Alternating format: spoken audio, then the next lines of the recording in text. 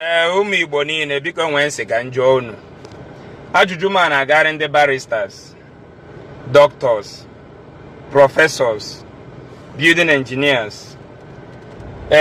Ajụjụ m na-agara unu na-agazielu all the whole businessmen in Igbo land and women. Ihe nsị ka njụọ unu biko, this 2026 anyị batara, today bụ 19th January 2026. Biko ana m ajụ unu ife a dịka ndị na-azụ afịa agba mbọ, dịka ndị gụrụ akwụkwọ, dịka ndị nwụrụ ala nne ha ọfụma, dịka ndị bụ mmadụ na 21st century. Gị nwewa nwa afọ Igbo ịpụtakwa na 2026 a kịta sekpuru ana mechie anya gị na fight Satan.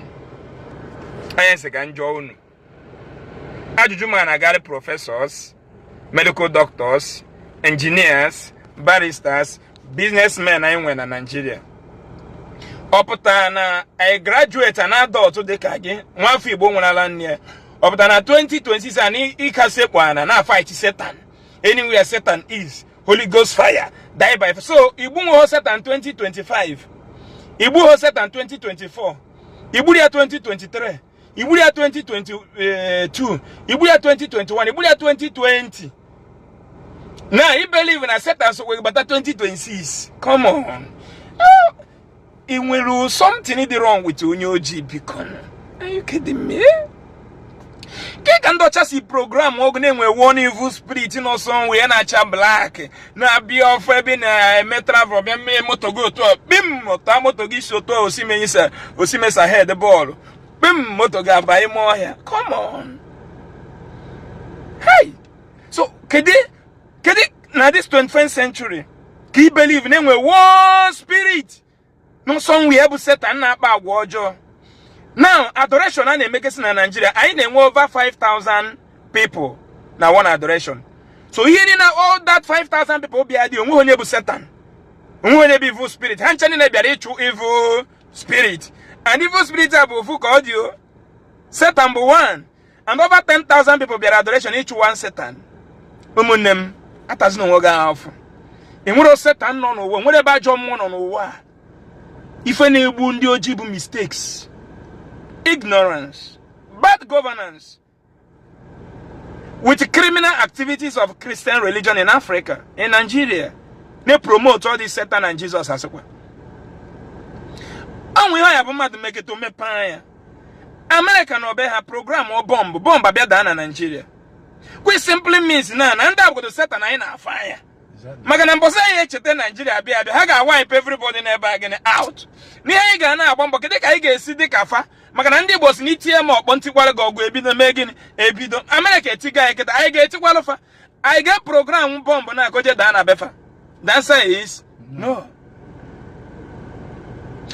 Village is saying na motor na mbu na bụ total product. So many of you today na ya total product. And the motto in a way they can make it and seat belt. Now, how many million seat belts can you win at the whole world? Oh, one man they produce all these things. Oh, yeah, no. And there is no place where seat belts can be produced in Igbo community.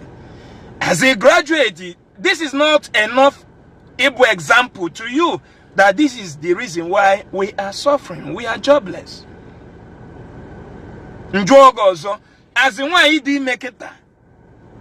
Nwafọ Igbo nwụlala nni onye Anambra, onye Igbo, onye Delta, nwafọ Enugu steeti, nwafọ Ebonyi, nwafọ Abia na Imo steeti nwụlala nne go ọfụma. So chije na abanye anaghị itiwe fire ibro Satan.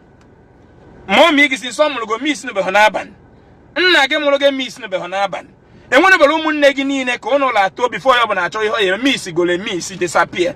But we have been programmed by idiotic reverend fathers and bishops, criminal pastors in our land.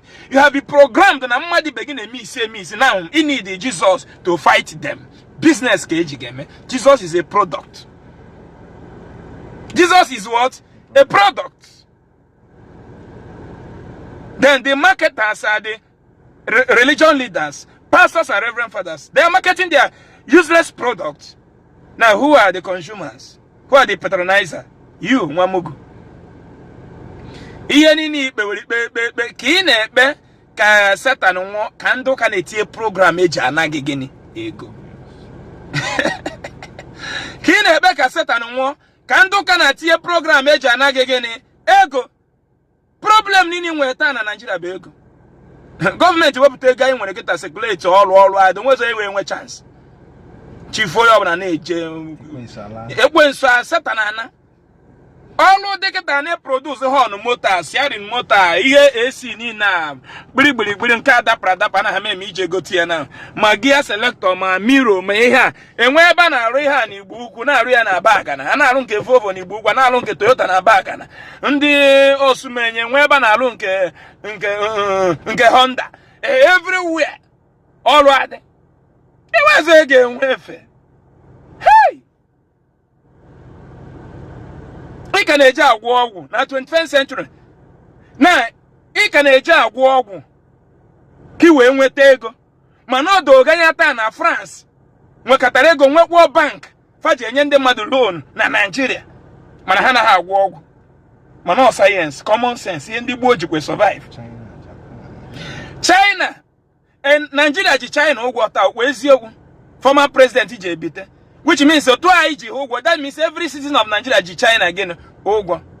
Ha na ha agwọ ọgwụ mana ha billionaires in dollars. Now Germany, France, Norway, United States of America, one state in America can the whole Nigeria. California alone can Nigeria as a nation.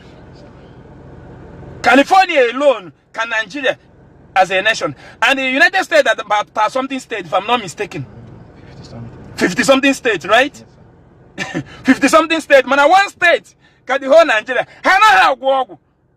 But during COVID-19, every adult $1,200 Omaka $500. Emo for $2,000. Gina when you get 2004. All of them 4,400. Times you go there, be go no more. Ebe 1,000 ego no Danny. Over 4.something million.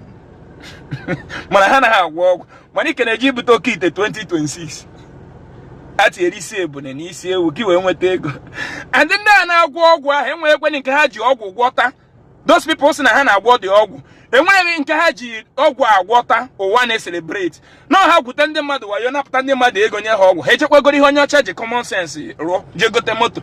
What moto me weligi yorima. Me weligi sari no twa. Here. And when it in her job, what an hoga, but Germany fast. Now what are they na Anambra State? Now what are they Nenugu? Now what an can ebony? Oh, now Bazi Ankiri. No, go to Munia, why you? Oh, good tie, where you just patronize on your charge common sense, a raw moto. Or just patronize on your go your chasink, go road, go in a jar, no go alomako from Ben Diocha. So here Jack was all okay when went in your chalo. Hey, Africa! Africa! Chai! Ndi bundon! Akacham! Hey! Ndi bundon! Cha!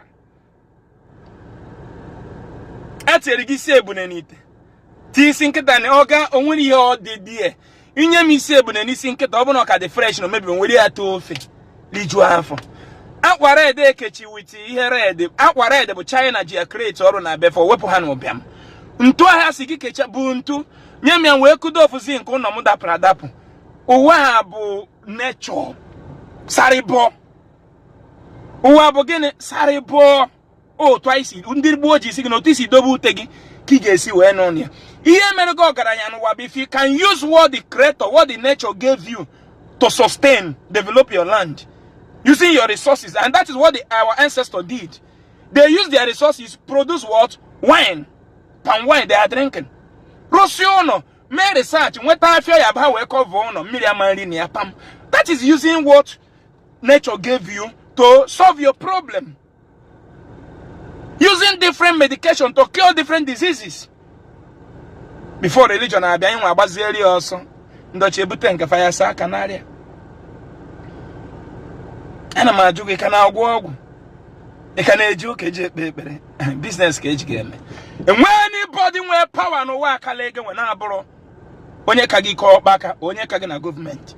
otu a Donald Trump ji egolu president Venezuela ma ihe na-agwọ ọgwụ na Venezuela o ma ihe na-ekpe Holy Ghost fire o Donald Trump ji ozugbo parụzi onye isi ya kpata ya na nwunye Pam je tinye n'ofu sel ọchọtụ na ya n'ofu ime village enwede ọchọtụ ya na zoo ebe anụmanụ nọ nobody can talk enweghị ga-efe flight from Venezuela na-akọbịa gbaa America bomb mmadụ bụ ike ndị gboo ji asị mmadụ bụ ike mmadụ bụ ike niile nara ebe mmadụ nọ mana ndị ọcha worigogo na-enwe Jizọs mmụọ enwe Setan mmụọ eri anyị fight wa Setan n'ọbọgụ nwebekwe dị iche ihe niile nwere taa onye Hausa nwekwere ya n'ịbụ kọmishọna taazụ onye Igbo onye Hausa kwa kọmishọna be Muslim enwe kọmishọna na Egypt enwe kọmishọnas na India China na-anaghị ekpere Jizọs na Japan nke North Korea sef na ikwute okwu maka any god akpụ ọgụ na njin ha nwechekwa kọmishọna n'ịbụ gọvanọ taa enwekwa gọvanọ na North Korea